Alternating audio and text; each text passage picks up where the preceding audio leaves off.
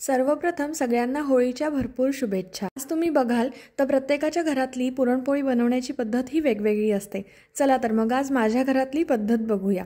मी इथे 1 वाटी मैदा, 1 वाटी गव्हाचं पीठ, चिमूटभर मीठ आणि रंगासाठी थोडीशी हळद घालणार आहे आणि त्यावरती 2 चमचे तेल घालून सगळे जिन्नस कोरडे जे असतात ते एकत्रितपणे करून घेणार आहे।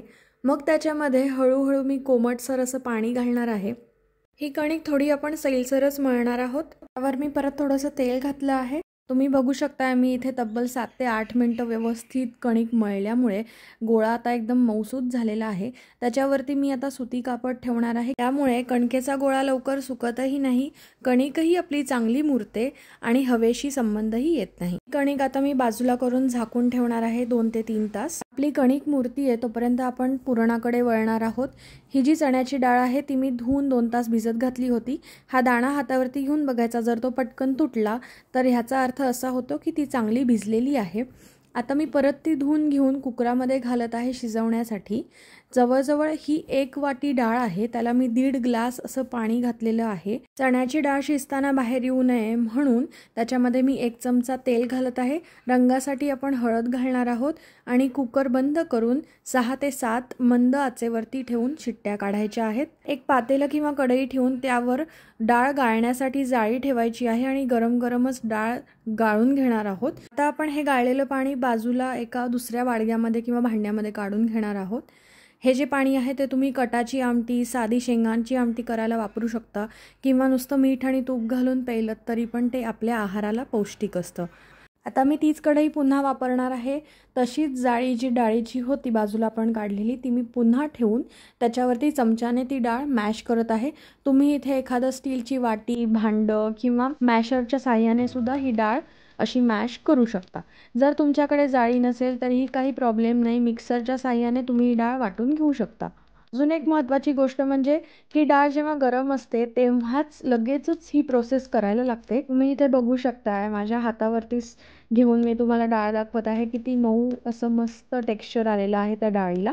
आता आपण पुरण बनवायचं आहे। जी वाटी मी डाळ मोजताना घेतली होती, 1 वाटी डाळीला 1 वाटी गूळ घेत आहे। तेव्हा आपण पुरण बनवायला घेतो तेव्हा गॅस अगदी मंद आचेवरती ठेवायचा आहे की जेणेकरून ही जी डाळ आहे ती कढईला आपल्याला लागणार नाही। मी इथे नॉनस्टिक कढई घेतलेली आहे। गूळ वितळायला लागल्यानंतर गुळाचा मस्त ब्राऊन कलर त्या डाळीमध्ये मिक्स होतो। पुरण करतानाची दुसरी टिप म्हणजे कंटिन्यू आपला हात असा चालूच ठेवायचा आहे। तुम्ही इथे कोणताही चमचा घ्या, डाव घ्या किंवा मी घेतल्या तसा स्पॅच्युला घ्या आणि ते पुरण कंटिन्यू ढवळत बसा। गूळ वितळलेला आहे त्यामुळे आता हळूहळू पातळही झालेला आहे। ही कन्सिस्टन्सी चेक करताना काय करायचं, एखादा चमचा घ्यायचा आणि तो मध्ये असा कुरवून बघायचा। जर तो असा ताठ उभा राहिला ह्याचा अर्थ असा आहे की तुम्ही लगेच गॅस बंद करायचा आणि तुमचं पुरण आता तयार झालेलं आहे। मी त्याचप्रमाणे गॅसही बंद केला आणि ते पुरण काढून घेऊन 1 चमचा वेलची पूड आणि त्याच्यामध्ये जायफळाची पूड असं एकत्रित करून मिक्स केलेलं आहे। आता हे पुरण आपलं तयार आहे। पूर्णपणे आपण ते गार होऊन देणार आहोत। पुरण गार झाल्याशिवाय आपण पोळ्या करायला घ्यायच्या नाही आहेत।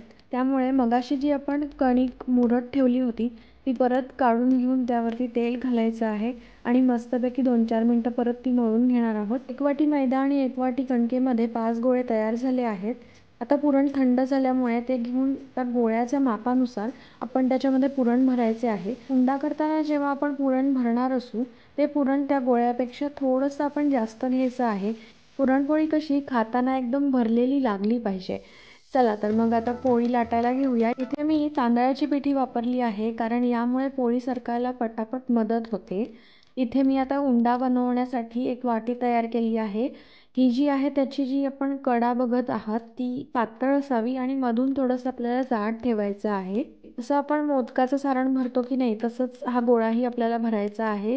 ही अतिशय सोपी पद्धत आहे आणि वरतून जो उरलेला भाग असतो तो तसाच आतमध्ये दुमडून टाकायचा, नाहीतर पोळी फाटू शकते। त्यावरती आता मी परत थोडीशी तांदळाची पिठी घेऊन हळूवार हाताने असं सगळीकडे पसरवण्यासाठी दाबत आहे आणि मग आता मी लाटण्यावरती सुद्धा थोडंसं पिठी लावून घेतलेली आहे।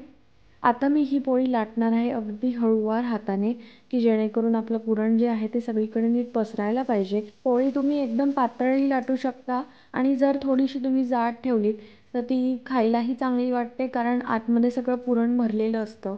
पुरणपोळी भाजताना कायम मीडियम टू हाय फ्लेमवरती भाजायची असते.